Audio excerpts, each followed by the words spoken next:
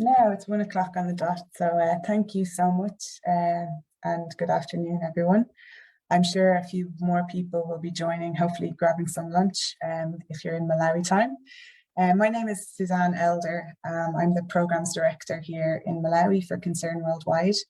And we're really honoured to be presenting this side session today. I think, first of all, just to really commend the government and our partners for Equality for putting this conference together. It's been really inspiring to see all of the speakers yesterday and today and the awards.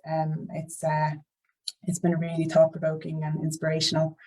Our session today, we're going to focus in on a programme that we have been implementing with partners in the government in Malawi for the last number of years, and just highlight some of the things that we found interesting and hopefully spark some interesting conversations with you all. For those of you who don't know Concern Worldwide is a global humanitarian organisation working in 23 countries. We've been in Malawi, working in Malawi since 2002, alongside government and partners. And this programme that you're going to hear about today really speaks to the theme of the conference.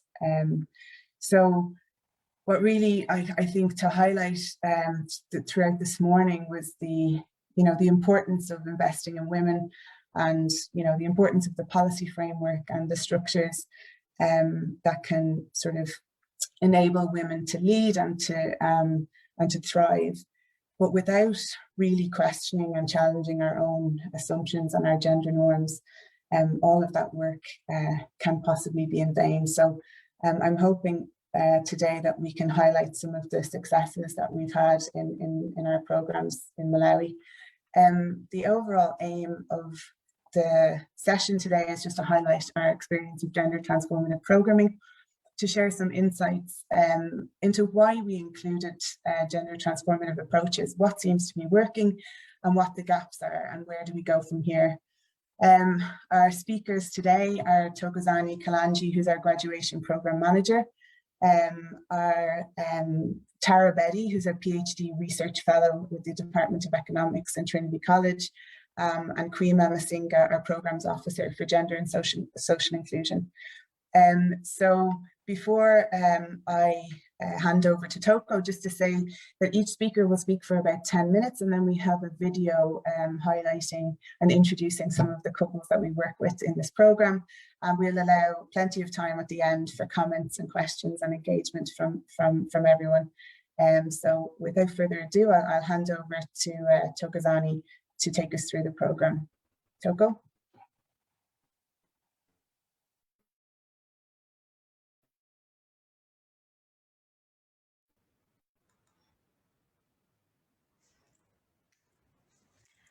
Thank you very much, Suzanne. Good afternoon, everyone.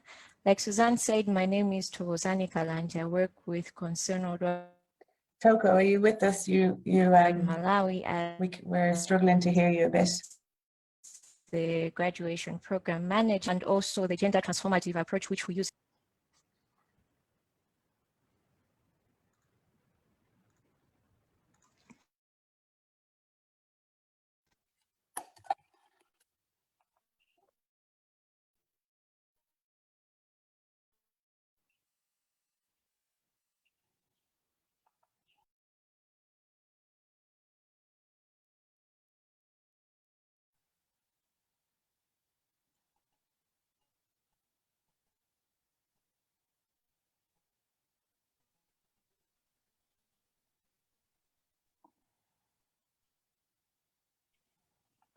Hear me?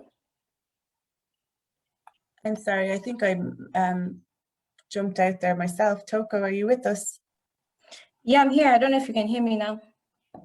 Great. Yes, go ahead, Toko. Right. So thanks for the introduction, Suzanne. Like I said, my name is Thokozani Kalanji, and I'll be talking about the graduation program and also the Umodzi or gender transformative piece in general. So to kick off, I'll talk about the context in Malawi, and we as Concern conducted a formative research in 2017 This was done in Mangochi, in Sanje, and in Palombe. And also we had assistance from another local NGO known as WOLEC, Women's Legal Resources Center. So in terms of findings, I'll talk about them in brief. One of the first findings was that men suffer intense condemnation. This is especially from the other community members, and especially when they fail to play their role as providers. And one of the other findings was that men are said to be bewitched, that is if they assist their wives with household chores. And also one of the other findings was that men must provide and retain and retain control of the household income. That is, through this, they exclude women from decision-making and also from opportunities for income generation. And also finally, that the burden of providing falls solely with a man, but despite this, he can abandon his family and leave if he feels like he's under pressure, whereas the woman can't do that because she feels like it's her responsibility to sacrifice for the family.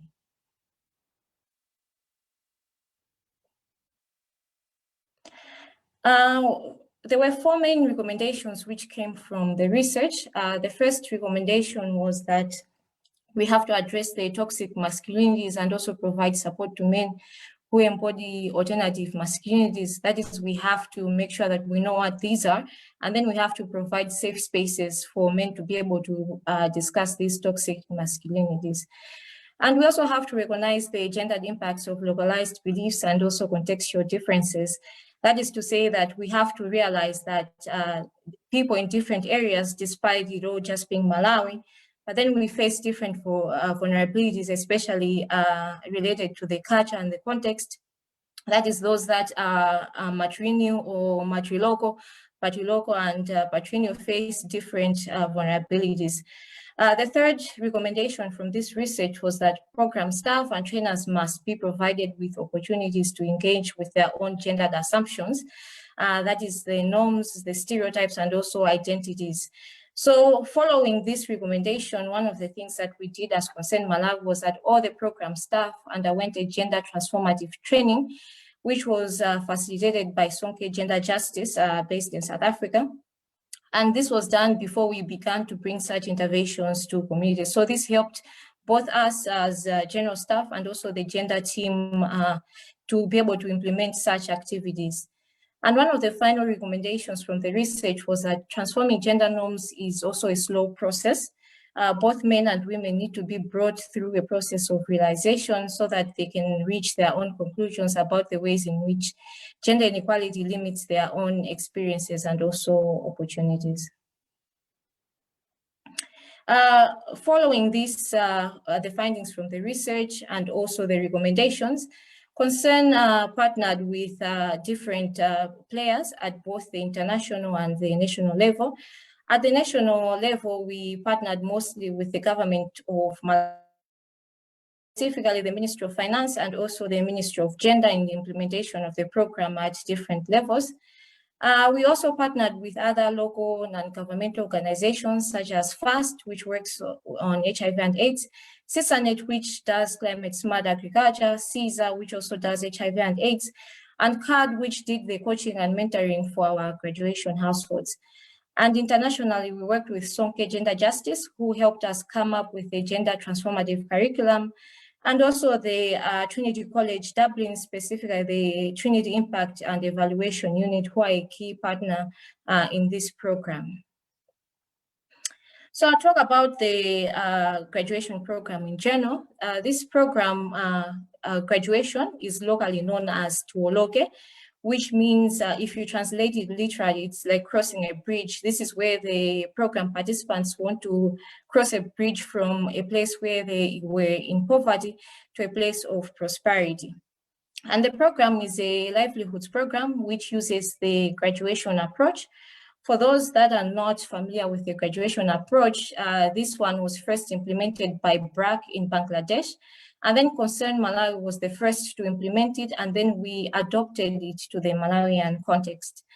The program is designed to promote self-reliance and also to build resilience. and therefore reduce the need for external support in the long term. That is, we only work with these households for a specific number of months, and then afterwards we leave them and then we go to new households. But by the time we are leaving, we make sure that they are self-reliant.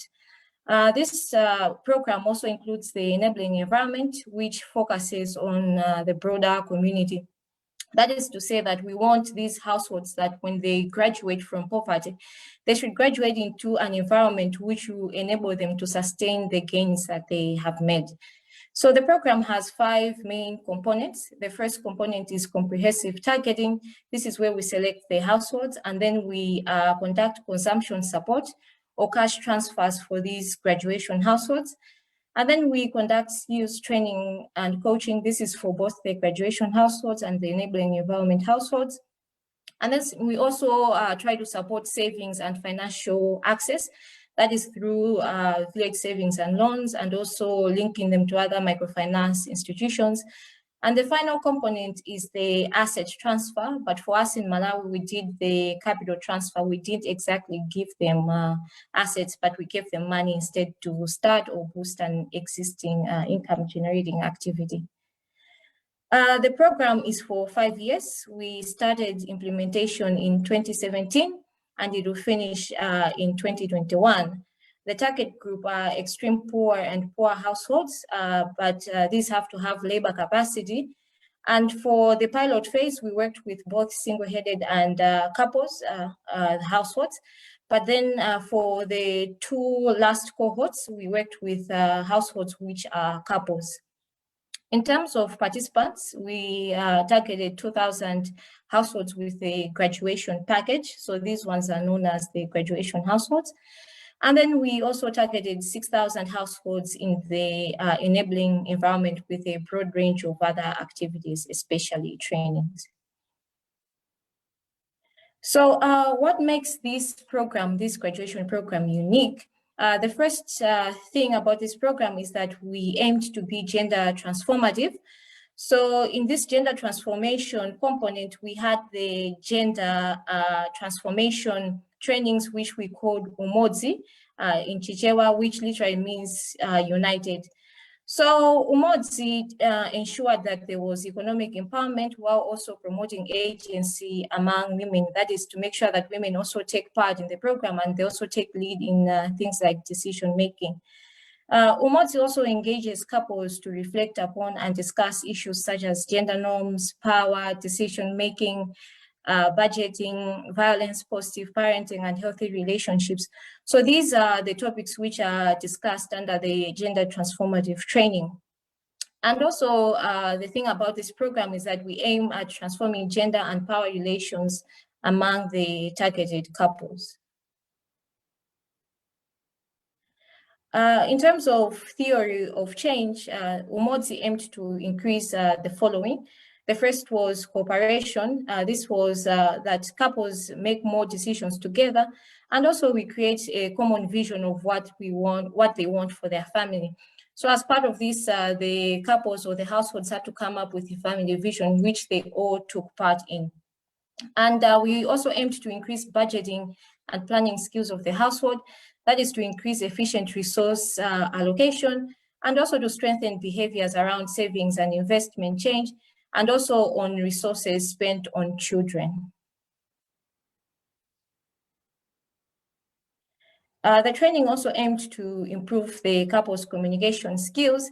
That is to ensure that they are enabled to manage their stress and anger in better ways, as opposed to resorting to violence or maybe shouting at each other. And we also aimed to improve women's income generating options by changing the attitudes around acceptable occupations, and also mobility.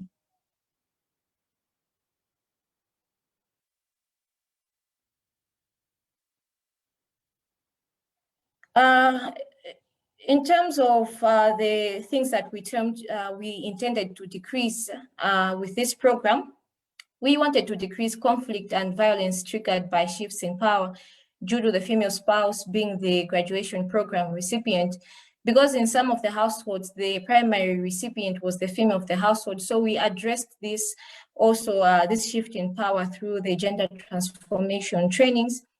And also we wanted to decrease the conflict between children and parents through providing new ways for them to parent, as opposed to maybe beating the child or whipping them, because we are strong believers as a country in spare the rod, spare the child. So this was also discussed in our gender transformation trainings. So what we found as the initial results or initial findings from both our M&E and program data include the following. The first is that there is increased women's participation in household decision making. When you talk to the women, they tell you that they are now taking part in the decisions around the household. And also there's a shared family vision where each of the program participants were asked to go back as a family and also develop a vision as a family. So there was this shared family vision which was developed by our program participants. There was also improved attitude towards gender equality, because when people hear gender equality, maybe they would think that, oh, these people are just trying to teach my wife to be rude to me. But then through this program, we did notice that there was improved attitude towards gender equality. And one of the other things that we did notice was that there was a decrease in acceptability of violence, because one of the things that people did say before was that, no, it's okay for my husband to beat me. But since this was discussed, after talking to them during the course of the program or after the program, they did say that there was a decrease in the acceptability of violence. We also did notice that there was a reduction in inequalities on household roles and also conjugal rights. And we did notice also that there was a social resilience which was built, where even though the communities at first were laughing at the program participants that why is the husband helping with household chores, but then we did see some households trying to copy what they were seeing, or maybe some asking the wives or maybe the husbands, like, how are you doing this? How is there so much peace in your household? And also the other program finding was that transforming gender and power relations impacts on household graduation from extreme poverty by fostering economic cooperation between the couples.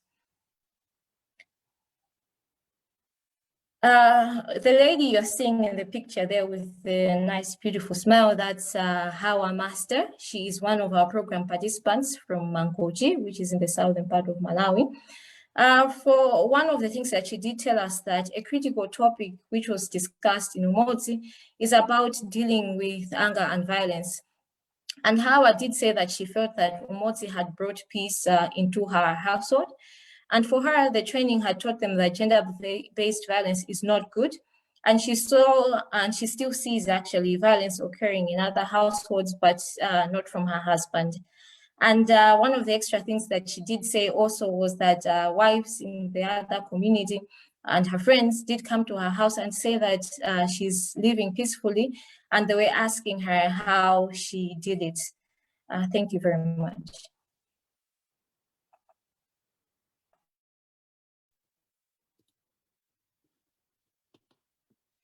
Hi, good afternoon. My name is Tara Beatty, and I'm a researcher in Trinity College. And I want to tell you a little bit more about the research component of this partnership. So pretty soon, as Concern kicked off the graduation program in Malawi, they approached Trinity because together we created a partnership to better understand what barriers households face, particularly women, in escaping poverty. Now, given the context that Toko has talked about and the intra-household relationships, the research is designed to primarily earn whether the gender of the graduation program recipient matters for outcomes such as female empowerment, spousal cohesion, intimate partner violence, but ultimately welfare outcomes such as consumption, food security, income. Now, given the theory of change behind Umodzi that Toko talked about, the research is also designed so that we can better understand what is the impact of add-on couples empowerment training that looks to transform gender and power relations on these outcomes, on female empowerment, on food security. So therefore, we've designed the research into two core components. The primary component is a big quantitative study that uses a randomized controlled trial methodology. And it looks to study each type of the graduation intervention, more specifically, graduation targeted at the female spouse, the graduation program targeted at the male spouse, and then the graduation program targeted at the female spouse, but that incorporates Umodzi, the transforming gender and power relations. And it compares them to control group of households who are similar to these households that receive treatment. The only difference is these households didn't through a random allocation, and we split the study across both districts, Mangochi and Nsanje. Now, this quantitative research, right, is spread over 5 years, and we'll have the first initial results coming out later. But we thought it's really central that we can also understand how program participants view their own change. What changes do they self-identify? And how do they identify that this change was brought about? Therefore, as part of the quantitative research, we incorporated a particular methodology called the Qualitative Impact Protocol, the QIP. The QIP is designed at Bath University by Professor Kopstake, and it really aims to better understand participants' own interpretation of the impact of whatever program that they see on their lives and what these changes lead to.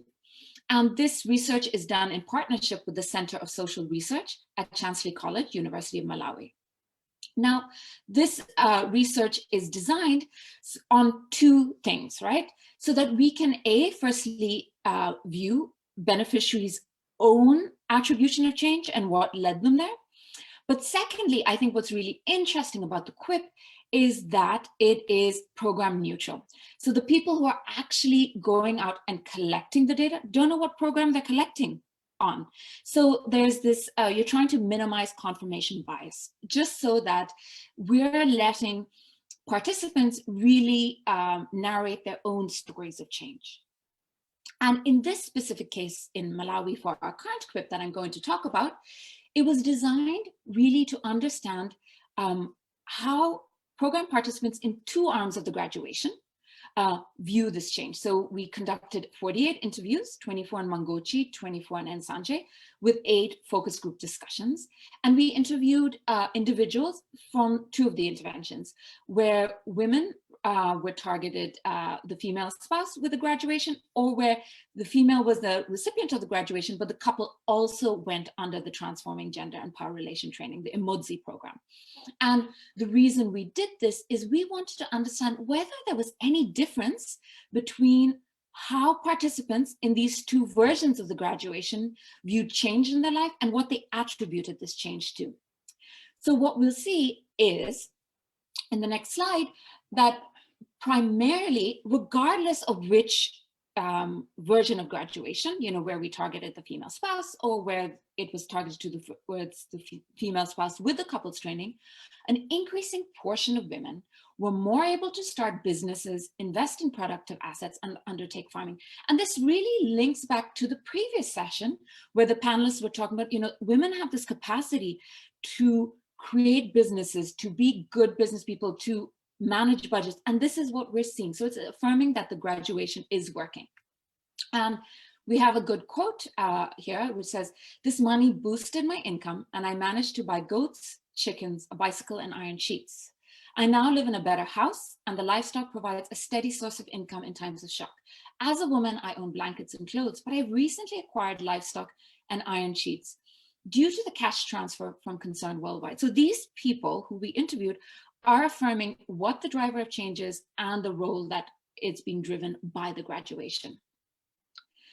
We also find that even if people don't attribute it to Umodzi, twice as many respondents in treatment arm 3, where households received the couples training, noted positive changes in household expenditure.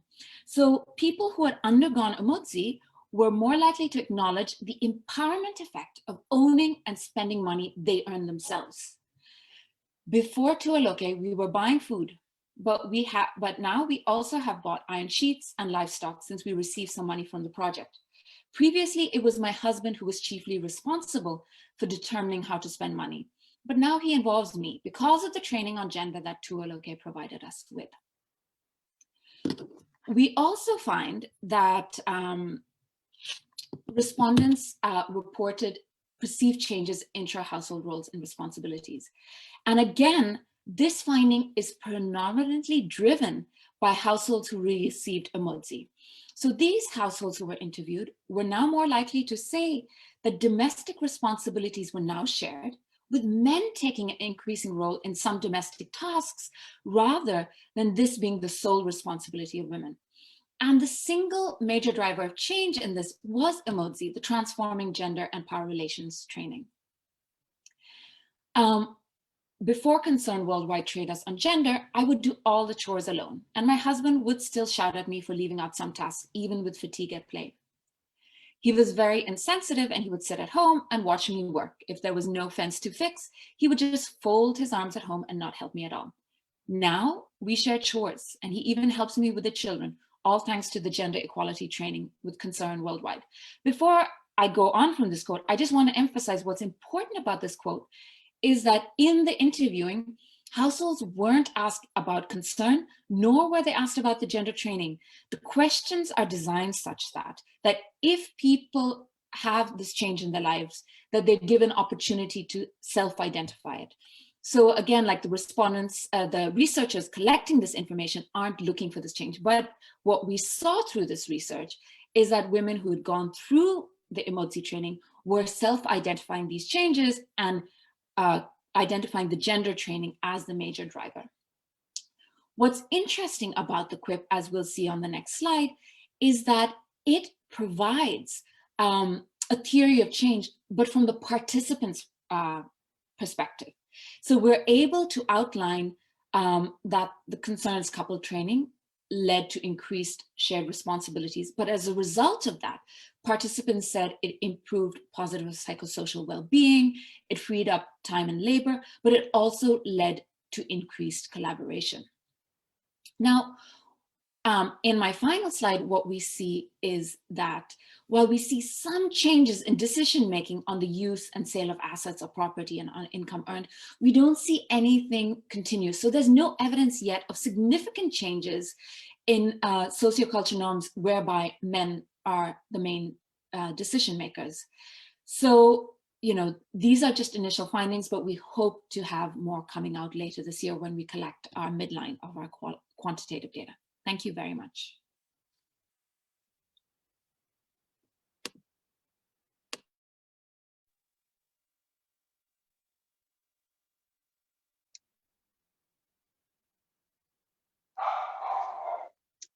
Okay, thank you, Tara and Togo, for those wonderful presentations. My name is Kwima Mwasinga. I will present on the impact of COVID-19, especially on our graduation program. So as we've seen from the presentations made by Togo and Tara, our program participants mostly rely on small-scale businesses after receiving final cash transfers. The impacts of COVID were therefore more pronounced for them. However, some of our program participants have actually reported that the graduation model helped cushion some of the impacts that they had faced.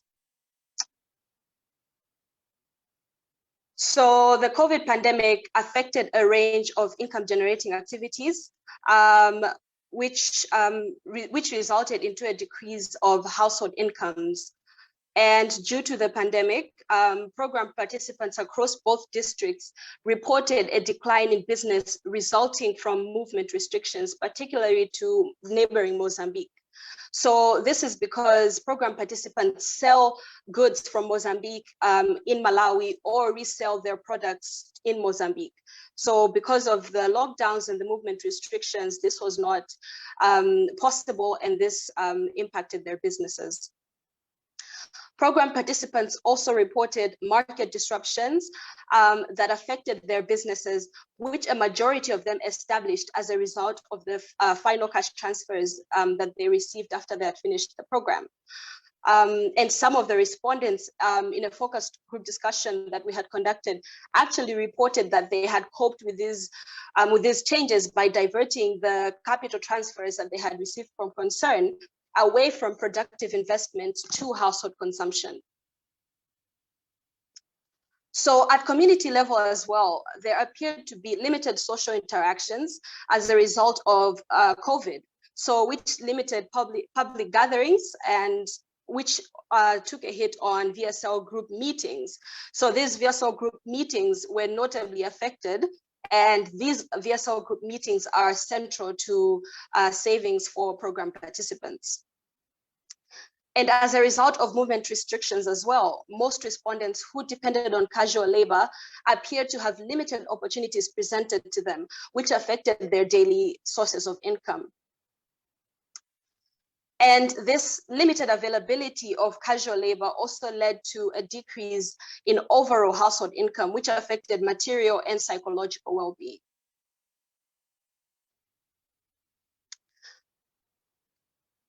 So here is an example of a poster designed to curb the effects of COVID-19 in conjunction with the Malawi government, where we included gender-sensitive messaging, but also adopted key messages on transforming gender norms from our Modzi program. So our messaging encouraged fathers and mothers to make sure children wash their hands regularly with soap. It also encouraged husbands and brothers to support their wives, sisters, mothers to collect more water and to prevent COVID-19, so that the burden of care work is not just left with the woman.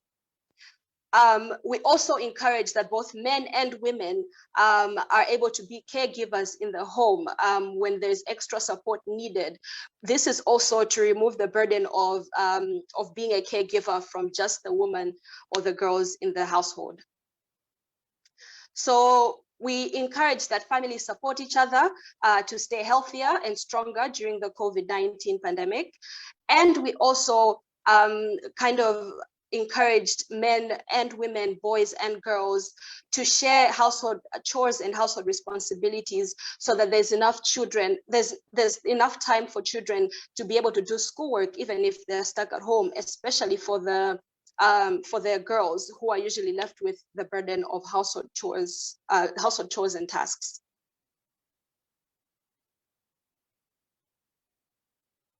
Next slide, please.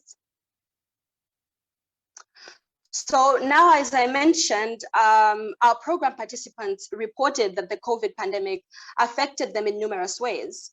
However, our research showed that being a part of the graduation program lessened these impacts for households who are part of the program.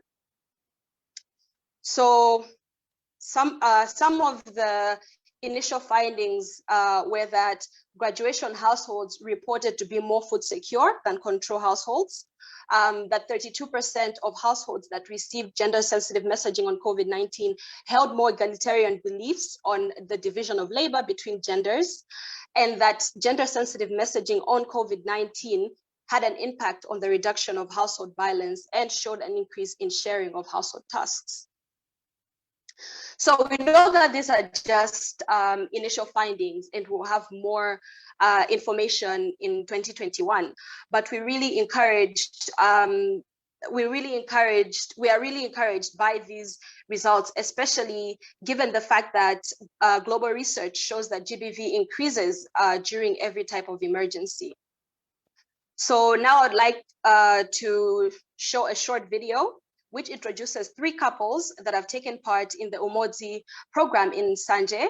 We hope it illustrates and brings to life what we presented on today. So please, if you have any comments or questions, we'll address them after the video. Thank you. Thanks, Kwima. Can everyone see my screen and the video? Hopefully. Great. Okay. I just want to, sorry, let me just make sure I'm sharing the sound. Share sound. Good. chifukwa yaje bungwe ya Concern idabwera ndikulembera m'mamidzi muno taphunzira zinthu zoti tikabwera kunyumba zinthu zimenezo zasintha moyo wathu. Tikusiyanisa kuti poyamba puja tajati kuphunzira maphunziro amodzi ayi ife akazi tidali kugwira zintchito mwa ife tokha amuna ade kuyimirira zintchito zezo rayi koma pano taphunzira umodzi amuna kugwirambo ntchito imene tikugwira ifenso akazi tikugwiranso ntchito mothandizana ndi amunathu. Ntchito zolima kuthandizana zapakhomo abambo kusesambo abambo kuchapambo bambo kutithandizambo mabizinesi kapita ku bizinesi ukabwera upezambo chokudya mbali zatha kutsukidwa nyumba mwatha kusesedwa zovala achapambo umafikirambo kupumambo. Sinaone kazi uvuta ifwa kuti naphunzira nkhani ya gender ndikupeza nimati imene ndi gender ndifati nimagwira mosangala mupanda chivuto iliyonse ya kwa hiyo anaona ngati ni za chilendo kwa ino kupoza ninaziphunzira naneso ni malakalaka kwa maphunzisanso kuti zimakhalira ndi chonchi samakhalira zakalekale ya chifukwa kuti amuna amene akukana kugwira ntchito zachikazi amene wali mbokosi. Zolongola nazija zomenya nazija zinatha ndithu ngati imene tinaphunzira timakhala ndithu wansangala. Vanonso matha kwathandiza amayi mina kuti amayi wapita kudimba bamboso mina wapita akasaka ndrama moti fili mafika kuchuka mbale kuphika sima akabwera kumene kuchamba peza tusima apya kale mafika kudya nawo. Nzapitiriza kugwira ntchito mmenzi fole ntchito zimene nzabwino kwambiri ndimaona ngati ntchito za mabanja zimapepuka ndiponso matukulana mwachangu. Moti muzasuka mbali. Chimozi nsizasuka mbali. Ukwecha mapoto. Kuphika akazi ako alipotero. Chimozi. Banja patona za litaniza ifwa kuti no tikukwera kapena tikuchoka paja pamene tidali. Ndikageta panga za iduko ili ya nyumba. Timakhala nyumba iyo iluko. Phindu ile kuti mubanja ukonda kugwirizana kudalipo mundu akachita pinthu vinatani vinajwe. Ndi pakadai pano tikuchita chinthu chopanga anthu angasi awiri zanithandiza fwa poyamba ndikapingika ndikabuka kumunda ndikabwera nditunge maji ndichuke mbale ndiphate pa moto nditunge maji akusamba iwo nditunge maji akusamba makolo kena ndikwatepo ndisambisipo anthu ana akakuti kuli kuchapa nguwa ndikwalano ngo ndani pontho ndipepe ndikabizika mani ndipano kangati pa bwera umodzi ndona ngati penshevi kusintha kupanika ndopanika pontho tayi ndikungokhala ngati mini mundu ukhalirampo. Mbale matsuya alimozi maji amata kanthandiza anaona kana busy kama ni mwana amata kutenga ni kuchapa mathwera kapena rai kutenga mwana uja yo machapa mathwera kwa kuna chitu apile pano kupita nimbo akupichitambo pano chitukuko chikafuna chitimire banje ruwe inaenda patsogolo nyumba njina mangu akala ya sanzweto nonga mbuzi tegula kale zili nkhuku tagula kale pano sanga kadukwinikirambo ng'ombe njinga moto monga gali moto nekhumbia kutana imbo tikhale nayo ndi masomphenya patsogolo anafunifuno ngapita kuti kwaniriso masomphenya athu modiso pali china chimene chanithandizanso mapanga nkhanza kwambiri kummenya nthayena kumwatira kumano kazi pano yayi ende ulipo ngati ana anga kuli chonchonso ndikuti no sadzatengera zimene tinali kuchita pamba ja angati uziwala ndikukumbukira kuti mbanja kapena kuti no anthu akwatirana amakhala chonchi. Aphunzira umodzi amakhala kuti mamuna ndi mkazi azipanga ntchito imodzi. Aphunzira umodzi amatipangisa kuti ifenso mabanja mwathu mutikhale mabanja opambana chifukwa chochokera maphunzira umodzi. Business agenda yo china chilichonse ndikuendera limodzi. Business madam yanipindulira ngati mina fotokozera kuti pano tamanga boys quarter komanso taumba njerwa 20 door tagula malata ali nyumbamu china chilichonse takwanirisa ziweto mbuzi ndinazo 15 mabaka ndisindiwerenga nkhuku zosanena ndili mumodzi na budget yapasweni mumodzi kumbala majedo ndikuvutika ana ku skulu zovala nakaside kuzikhalira kwene pabanja panopo chakudya ndikuti mamawa masana madzo china chilichonse chikutani chikuyenda ndikuona ngati moyo wanga uli pabwino. Monga ngati kuchapa uko mbuyo musini mapanga zochapa kuma panopa ni machapa kaya kuwaza nkhuni kumene kale kuchapa mbale ni machapa mbuyo zimene sini mapanga kunauti foni mwana kuti ya ntchito zimene zazimai zimene sini ngapange ni mulunga mamuna nkhabe ngamade kukomerwa bwenji poli ndaona ngati nyengo zanga zidasintha anangu ade kuseka ati busambo ngopepera naye mpaka nagwe ntchito zachikazi anangu ade kusiliramo kuti munangamba ngafika pepale munde kuti zinandiyendera ndide kuwapfunyisa kuti mukaona ngati mphe kupupa musolo mwanu ine pikunikomera pakhomo panga pachinja ndipo akudziwa kuti pachinjadi hayi sinimabwera pambo chifukwa ndimadziwa chimene ndikuchita ndimene ndikuchitira sinimabwera mbo ndimapita patsogolo kuti wina akaona mwina atengereponso naye yeah.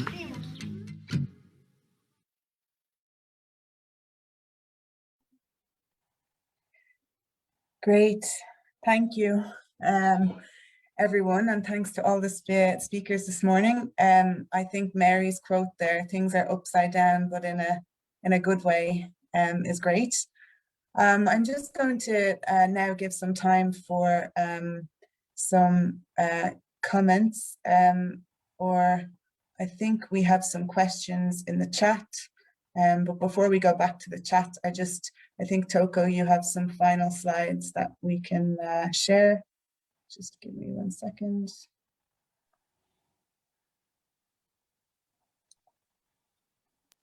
Yeah.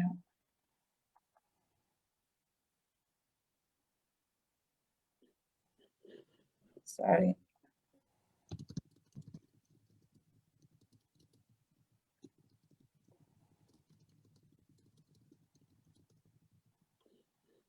So where do we go from here? Toko. All right, great, thanks, Suzanne. So in terms of next steps and maybe where we go from here, while we have learned a lot from integrating modes in the graduation approach, there's still some gaps which we identified. The first is community versus and household interventions for gender empowerment. That is, what interventions work at the community level and are needed to promote change at the household level. And also at the household level, what works better, because we did a couple of topics, but we don't know specifically which ones work best. And also another gap that we noticed was on intensity and duration. That is, for how long or how often do these interventions need to happen, especially at the household level as well, in order to bring about the needed change that we want. And also finally, what is the scalability of such gender transformational programs within graduation? Thank you very much. Thank you, Toko. Okay, so first of all, the first question from Caesar. He's interested to hear more about how we manage the cultural perspectives, patrimonial, matrimonial scenarios within the 4 years of implementation, noting that female spouses were directly targeted, not as couples. Secondly, how do we compare the married versus unmarried in terms of the speed at which they go through the graduation cycle? So there's some clarifications there in terms of the program. Toko or Tara, would one of you want to jump in on that? Tara. Okay, Tara. Okay, so I think Toko and I both could, like the design, because of the research, we actually only target married couples. So all households in the graduation have a spouse. So we don't look at married versus unmarried. And I think Toko, you know, if you want to talk to how Emodzi incorporated cultural perspectives. Yeah, thanks, Tara. So like Tara said, we worked with the couples except for the pilot phase where we worked with both couples and single-headed households. But this was only when we're trying to learn both the curriculum, try it out, and also the cultural scenarios in the areas where we are. In terms of, thirdly, how did the enabling, okay. In terms of the culture, Mangoch, one of the districts for graduation is matrilineal, and Sanje is patrilineal. But then we didn't, culture did play a big role, because we still saw some of the things, for example, where even though the wife was consulted in decision making, the husband did make the final decision, and the husband was still respected as the final decision maker. And one of the things was that during trainings, there was also a lot of, I wish we showed that picture, jealousy, where when they're sitting, because they had to sit in a circle, women were sitting next to each other and the husbands were sitting next to each other. So it had to be the man, man, woman, woman, where everyone had to sit next to their spouse. But all in all, we did have both positive and negative findings, which I'll talk about. I think there's another question which has come up, and I'll address that one. And there's another question on how did the enabling environment households understand their role and supported the graduation households. At first, there was a lot of animosity from the community members because they didn't understand why some households were selected and others weren't. But then this was addressed by constantly engaging the whole community. And we also have a robust complaints and response mechanism where if they didn't understand or if they had complaints about those that were part of the graduation package, they were able to lodge a complaint and we would respond to each of the individual complaints. And in the end, we did see that the community really did understand that these households were extremely poor, and that is why they were part of the program. And they did support these households. And we also saw as a positive consequence where there was positive competition, where the community members saw that, this household at first was poorer than me, but now they seem to be doing better than I am. Let me also work hard so that these guys don't get to my level. So we saw even the broader community trying to copy or adopt some of the things that we're teaching the graduation households. Thank you. Oh, thank you, Toko. Great. There's lots of questions in the chat.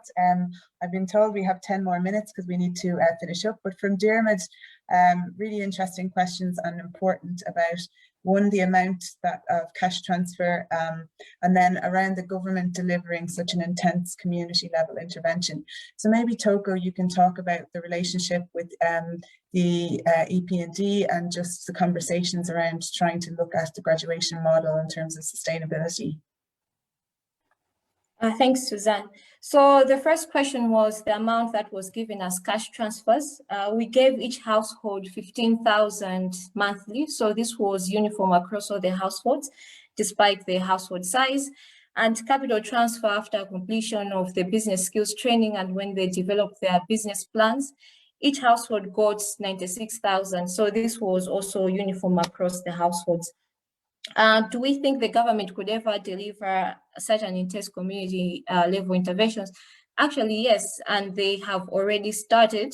This is being implemented through FAMSE. So we engaged the government when we starting this program. We had a lot of consultations with them. They gave us their recommendations, and then we were able to roll out this program. But with the findings from this program, the government did ask us to also come in and help feed into the MNSSP2 Malawi National Social Support Policy document, which was being revised. That is the second version. So Concern also did play a role in the development of that MNSSP2, of which one of the new things that they added in this new policy document was that they would go for a graduation approach. So this was a plus for both us and the government, as something which we had tried out for the first time in Malawi was also now being adopted by the government. And like I said, they're implementing the new graduation program through FAMSE. Yeah, thanks, Suzanne. Thanks, Toko. I'm trying to get through the questions. There's an interesting question about the districts. Do we plan to scale out to other districts? By Violet. Yes, actually, this program funded through by Irish Aid for the last 5 years. The next 3 years also Irish Aid and EU funded in 4 districts. But the question on the significant differences, maybe Tara, in terms of the cultural differences that we've noticed between the 2 districts, maybe you could speak to that a little bit. Thanks. Okay, so maybe I'll try and do a few things.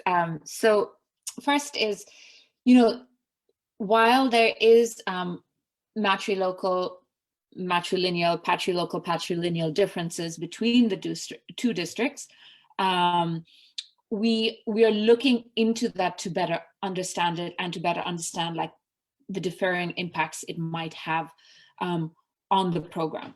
But at this point, we don't have anything clear, but we do notice differences in terms of beliefs, ideas, intimate partner violence levels between the 2 districts. But I think, the the initial research done by Concern really then developed a MODSI around this to try and address these differences so it could work in both areas.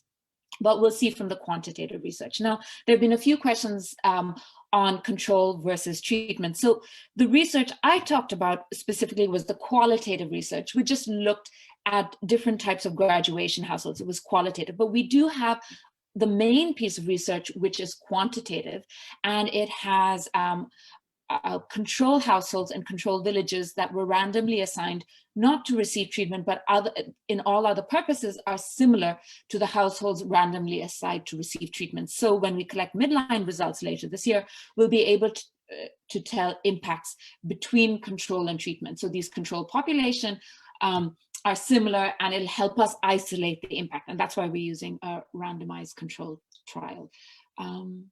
Sorry, Suzanne, I went longer. Is there anything else?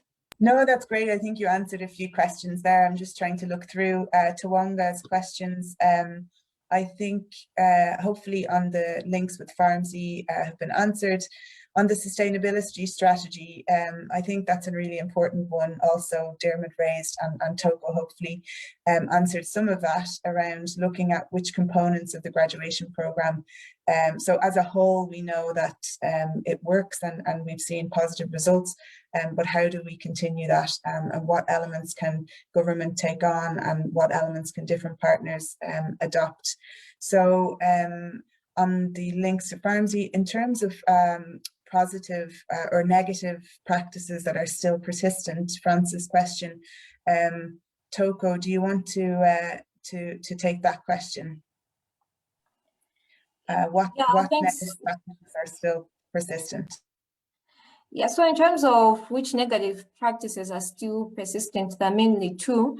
The first one is that even though there's shared decision making in the households, but then the wife is just more like consulted than actually making the final decision. So it actually falls on the husband to still make the final decision. And the secondly also is that even though the treatment 1 and treatment 3 households, the primary recipient of the program, that is the cash and the trainings was the woman of the household. But when it comes to running the IGA, it is the husband who takes a lead in running the IGAs. Maybe it's issues of mobility, as some of the IGAs that people chose, they have to travel to Mozambique to buy some goods and then resell them and go into the market. So these are the two practices that we see that are still persistent in the households. Thank you, Toko. Okay, Rhoda, your comment on the video is noted. I think we'll definitely try to, I think this video was made last week and we wanted to make sure we just highlighted some of the couples that were involved in the program. But in terms of John, your question on what is the way forward, hopefully we've answered that, but I think that's the question around what we would do differently. I think Toko mentioned some of the questions we had because of the control, because of the randomized control trial, and the gender component focused mainly on the couples, but we did notice, or we think that we would like to try community level gender sessions in addition for the next 3-year program. So that's something that we would like to trial. So I think I think we're going to have to wrap up in 2 minutes. Otherwise, just to say thank you so much. I hope we've answered some of the questions. I think this is the first. We also have a number of different conferences. If you follow Concern's Twitter, and you will see that we will have results on the different aspects of the program, and also a number of other upcoming conferences to share some findings and have some discussions. So hopefully you will join us for that.